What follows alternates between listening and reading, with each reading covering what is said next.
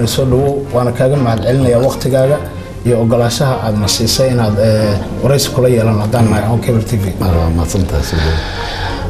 marka xiga waxaan rabaa inaan ku weydiiyo bal waxyaabihii ugu dambeeyay oo dadka Soomaaliyeed aad u xasuustaan waxa ka mid ah socdaalkii aad ku tagtay kilinka shanaad ama dhinaca ismaamulka Soomaalida Itoobiya jigjiga oo si weyn leedinku soo dhaweeyay socdaalkaas maxaad ku dooratay madaxweyne yaasa kugu casuumay بسم الله الحمد لله والصلاة والسلام على رسول الله آدي هذا وما سنتهاي هون كيبل إيو لأن يرى ذلك الشيء يسألون وسلامية أنت كدب سؤال السعودال كدولة الدجان كالصومالي دي إثيوبيا عن صوب وقضي مركو دبيسي يعني أنت عن جمعي يعني مركو ورش إثيوبيا عن صوب وقضي معي waxaad tahay madaxweynihii ugu horeeyay Soomaaliyeed taga deegaanadaasi diyaaradda inta Muqdisho ka kacdana si toos ah jigjiga uga degtay dad badan oo Soomaaliyeed waxay aaminsan yihiin dhulkaas inuu yahay dhul Soomaaliya ka maqan sawir caankee oo siyaasadeed bay bixin kartaa socdaalkaaga maadaama markii ugu horeysay aad ku tagtay maya waxaan rabnaa xaqiiqada inaan ku noolaano Soomaali haddaan nahay dadkaasi Soomaalida ah ee meesha degan waxaan aaminsanayn taariikhdii hore aanay xaqiiqooyin badan ka jireen dad dulman dhiban يعني أنا حرية يومام يتلقودي أيوة عن تلقوا هين أنا Soomaaliya cusub iyo Itoobiya cusub تعلم مديدنا مدحونا dadka Soomaaliya socdaalkaagii muuqaalo badan oo waxa jira ilaa maalintaad ka soo tagtay ilaa hadda oo telefishinka ASTV kilinka shanaad uu baahinayo khudbado uu baahinayo muuqaaladii baa meel walba yaacaya internationalka aad baa looga hadlayaa sababta waxa laga wada hadlayaa waxa weeye dad badan oo waxa jira u dagaalamaya xornimo inay halka xoreeyaan oo ay foklata kamida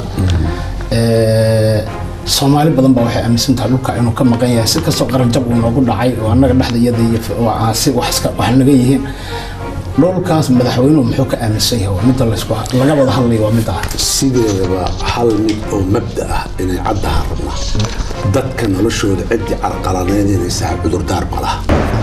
waxaa jiray khudbad aad jeedisay xilligaas ma aadan filayn in xilligu ilaanta iskula soo gaari doono oo aad tiri aniga 4 sano lay doortay afarteedu way ugu filanta wixii aan qaban karaan qabanaya Soomaaliyana dhaqan uma laha in qof mar soo koray kursiga mar labaad la soo celiyo dabcan waa iska tagi doonaa laakiin waxaan rabaa inaan taariikhiga wax wanaagsan kaga tago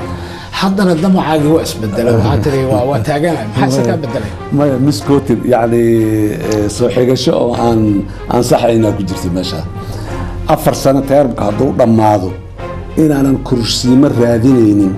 ee dadka aan u soo celinayna talada ama annaga dib aan noogu celiyaan ama kuwa kala doortaan waxaan ballan qaadataas madasha shirka halkan aad soo gaarteen oo doorashada aad ku jadwaleyseen beelo badan baa ka cawday waxa ka mid ah beesha Soomaaliya reer waqooyi isaaq ama Somaliland siyaasiyiinteedii xildhibaanadeedii wasiiradeedii shir jaraa'id qabteen heer waxay gaareen yiraahdaan annaga naguma tashataan waa iska tagaynaa diyaaradaha loo soo diro Somaliland aan aadayna laba jamhuuriyad aan nahay ayuu shir jaraa'id qabanaya camashadaas maxaa ka qabatay madaxweyne waan rabaa waxna waa waxa dadka Soomaalida ay media ay ka yiraahdaan annagu maalin walba go'aanana kuma gaarno muxuu ahay waxa media ka socda iyo doodaha media ka socda su'aal kaftana adiga iyo madaxweynaha galmudug Cabdikariin Guuladooda aad saaxiibadu ahaydeen asaguna waa soo qayliyay waxa la yiri marka waa kala tageen labadii hadee warkaas maxaa ka jira waxaan rabnaa moogtahay tabashooyinka mid hadda mid su'aasha ka horeysay sidii dadka reer Somaliland iyo waqooyiga dadka degan wax u gaar oo dhib ah inay dhaceen aad u sheegaysa haddana kuwa kale ka sakeeya ayagana inay sheeganayaan sheegaysa kuwa yoo kale maybe media aan tagino tabanayana inay jiraan waa laga yaabaa